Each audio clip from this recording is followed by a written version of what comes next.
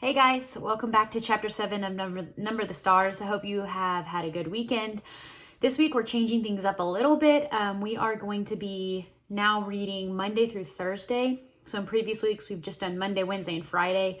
But in order to finish the book by the end of Distant Learning, we're going to be posting videos for you to watch Monday, Tuesday, Wednesday, and Thursday. And then on Friday we're going to have a response that you can do on Flipgrid. So be looking forward to that video almost every day. But before we get started, in a last video, I told you that Finn would make an appearance. We just went on a walk, so we are a little bit tired. Finn is laying by my door. I don't know. Come here, Finn. I don't know if he'll come up here. If you can't see him in the video, come here, Finn. I don't know if you can see him. He's here. If you can't see him, I'll watch this video back later. Then I'll post a video of just Finn saying hi and post it to my YouTube page. Bye, Finn. Go lay down. All right, guys, let's go ahead and get started. Make sure you have your reading response journals. Get in a comfy place where you can listen. I'm pretty comfy right now. I've got my house shoes on. My bed in the background is not made, so make sure you get in a comfortable place with your journal so that we can do chapter 7, Number the Stars. So we are picking up where Ellen's mom, or not Ellen's mom, excuse me, Ellen's parents have been in hiding with Peter, and right now they're going to visit Uncle Henrik with Anne-Marie's mom, and Ellen. They're going to visit him, and we learned in the last chapter that it's dangerous for Ellen to be out because she's a Jew, so they're trying to protect her. So let's continue with chapter 7. "Oh, Anne-Marie," Ellen said with awe in her voice, "it's beautiful." Anne-Marie looked around and nodded her head in agreement. The house and the meadows that surrounded it were so much part of their childhood and part of her life that she didn't often look at them with fresh eyes. But now she did, seeing Ellen's pleasure, and it was true, they were beautiful. The little red-roofed farmhouse was very old. Its chimney looked crooked, and even the small shuttered windows tilted at angles. A bird's nest, wispy with straw, was half hidden in the corner near the roof, where the roof met the wall at the bedroom window. Nearby, a gnarled tree was speckled with few apples, now and a long past... let me reread that. I'm struggling today. Nearby, a gnarled tree was still speckled with a few apples, long past ripe. So that whole paragraph was describing how the farm looks. And remember that when an author is describing something in a way that you can envision it in your head using your 5 senses, that's something called imagery. So remember, that's part of figure of language that we learned is imagery. Mama and Christy had gone inside, but Anne-Marie and Ellen ran across... Kirsty. I keep saying Christy. Mama and Kirsty had gone out inside, but Anne-Marie and Ellen ran across the high-grassed meadow through the late wildflowers. From nowhere, a gray kitten appeared and ran beside them, pouncing here and there upon imagined mice, pausing to lick its paws and then darting off again.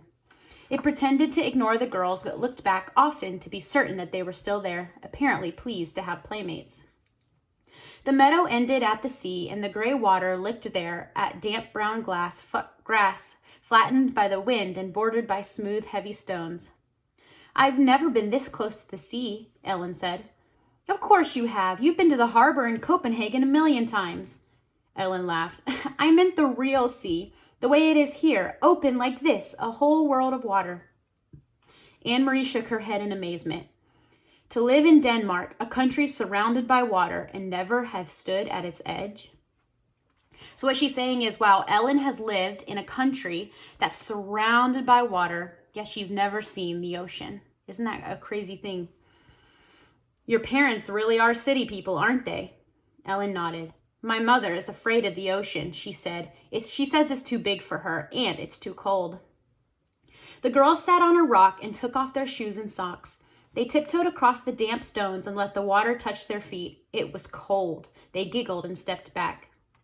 Anne-Marie leaned down and picked up a brown leaf that floated back and forth with the movement of the water. "Look," she said, "this leaf may have come from a tree in Sweden. It could have blown from a tree into the sea and floated all the way across. See over there," she said, pointing. "See that land way over there? That's Sweden." Ellen cupped one hand over her eyes and looked across the water at the misty shoreline that was another country. "It's not very far," she said. "Maybe," Anne-Marie suggested. Standing over there are two girls just our age, looking across, saying, "Look, that's Denmark." They squinted into the hazy distance, as if they might see a Swedish children standing there looking back. But it was too far out. They saw only the hazy strip of land and two small boats bobbing up and down in the gray ruffles of separating water. "I wonder if one of those boats is your Uncle Henrik's boat," Ellen said. "Maybe. I can't tell. They're too far away. Uncle Henrik's boat's name is the Ingeborg," she told Ellen, "for Mama." Ellen looked around. "Does he keep it right here? Does he tie it up so it won't float away?" Anne-Marie laughed. "Oh, no. In town at the harbor, there's a big dock, and all the fishing boats go and come from there. That's where they unload their fish. You should smell it. At night, when they're out there, it's anchored in the harbor." "Anne-Marie, Ellen!" Mama's voice came across the meadow. The girls looked around and saw her waving to them. They turned, picked up their shoes, and began walking toward the house. The kitten who had settled comfortably on the stony shore rose immediately and followed them. "I took Ellen down to show her the sea," Anne-Marie explained when they reached the place their mama waited. "She'd never been so close to the water before. We started to wade, but it was too cold. I wish we had come in the summer so we could swim." "It's cold even then," Mama said. She looked around. "You didn't see anyone, did you? You didn't talk to anyone?" Anne-Marie shook her head. "Just the kitten." Ellen had picked it up and lay it purring in her arms as she stroked its small head and talked to it softly. "I mean to warn you, you must stay away from people while we are here." All right, it's time to pause. Go ahead and pause the video. I want you to jot, why is Anne-Marie's mother warning them that they should not talk to anybody while they're at Uncle Henrik's house? So pause the video, stop and jot. Why is Anne-Marie's mother warning them that they should not talk to anybody while they're there? "But there's no one around here," Anne-Marie reminded her. "Even so, if you see anyone at all, even someone you know, one of Henrik's friends, it's better if you come in the house. It's too difficult, maybe even dangerous, to explain who Ellen is." Ellen looked up and bit her lips. There aren't soldiers here, too, are there?" she asked. Mama sighed. "I'm afraid there are soldiers everywhere, and especially now. This is a bad time." "Come in now and help me fix supper. Henrik will be home soon. Watch the step up there, it's loose. Do you know what I have done? I found enough apples for applesauce. Even though there's no sugar, the apples are sweet. Henrik will bring us some fish, and there is wood for the fire, so tonight we will be warm and we will be well fed." "It's not a bad time then," Anne-Marie told her. "Not if there's applesauce." Ellen kissed the kitten's head and let it leap from her arms to the ground. It darted away and disappeared into the tall grass. They followed Mama into the house. That night, the girls dressed for bed in a small upstairs room where they were sharing, the same bedroom that had been Mama's when she was a little girl. Across the hall, Kirsty had already went to sleep in the wide bed that had once belonged to Anne-Marie's grandparents. Ellen touched her neck after she put on Anne-Marie's flower-sprigged nightgown, where Mama packed. "Where's my necklace?" she asked. "What'd you do with it?"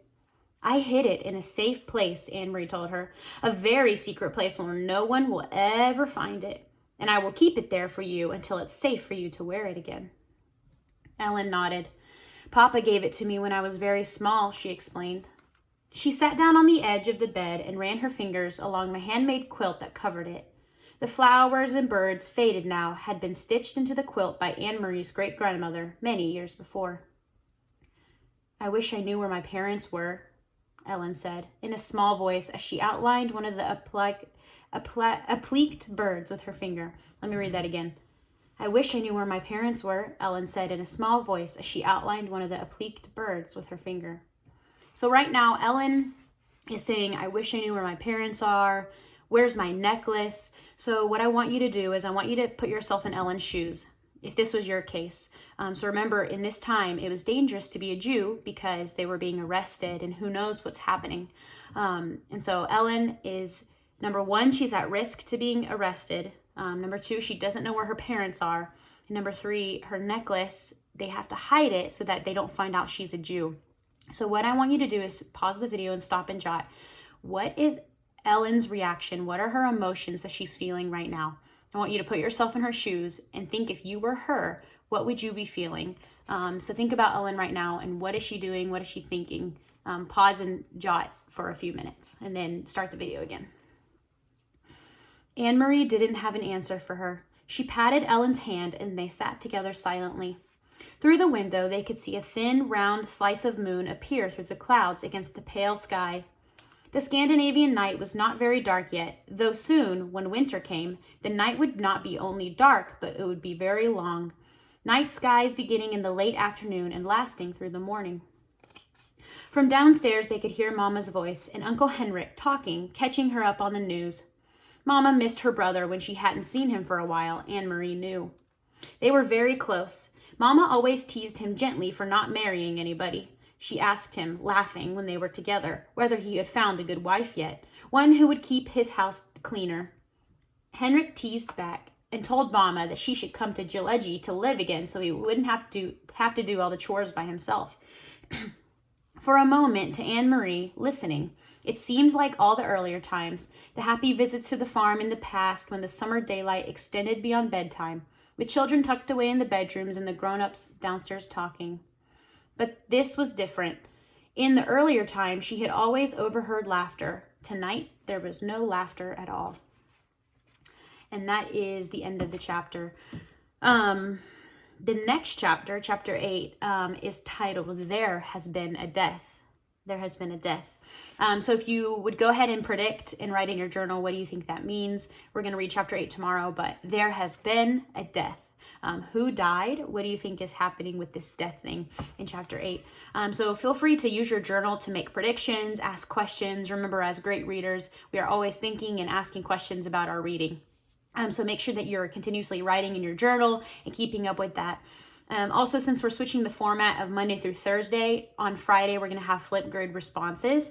So make sure that you're posting any questions, comments, things that you know about the book, things that you're wondering. We would love to hear your thoughts and comments. And make sure that you view us. We are replying to you from videos. We're replying by video for your videos on Flipgrid. So make sure you check Flipgrid for our responses. Anyway, we love you guys, and we will see you next time for chapter 8.